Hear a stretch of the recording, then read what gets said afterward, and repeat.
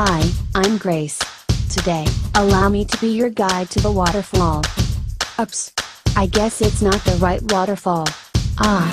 Here. To the SDLC approach, the waterfall model. Every software development is different and requires a suitable SDLC approach to be followed based on the internal and external factors. There are different models found in the industry, and the most basic and the oldest form is the waterfall model. Waterfall model was the first SDLC model to be used widely in software engineering to ensure success of the project. In the waterfall approach, the whole process of software development is divided into separate phases. The first phase is the requirement gathering and analysis.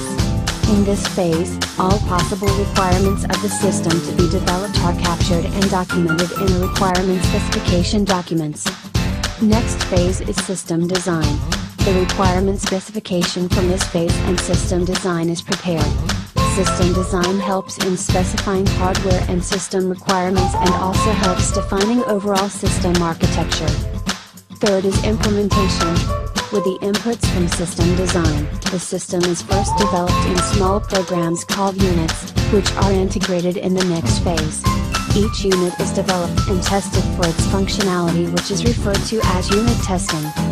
After implementation is integration and testing. All the units developed in the implementation phase are integrated into a system after testing of each unit. Post-integration, the entire system is tested for any faults and failures. The fifth phase is deployment. Once the functional and non-functional testing is done, the product is deployed in the customer environment or released in the market. And the last phase is maintenance. There are some issues which come up in the client environment. To fix those issues, patches are released. Maintenance is done to deliver these changes in the customer environment. Waterfall model illustrates the software development process in a linear sequential flow. This means that any phase in the development process begins only if the previous phase is completed, and that it does not allow overlapping. Every model has its own advantages and disadvantages, and the advantage of the waterfall model is that it is simple and easy to understand and use. It also allows for departmentalization and control. A schedule can be set with deadlines for each stage of development, and the product can proceed through the development process model phases one by one. While the disadvantages of this model is that it does not allow for much reflection or revision.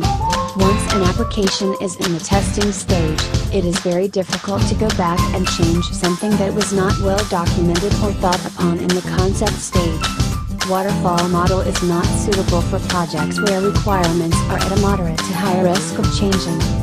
By knowing its advantages and disadvantages, we can already conclude that the best time to use this model is when the project is short, requirements are very well known, clear and fixed, product definition is stable, technology is understood, there is no ambiguous requirements, and when ample resources with required expertise are freely available.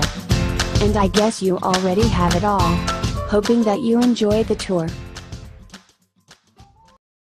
Created using Powtoon.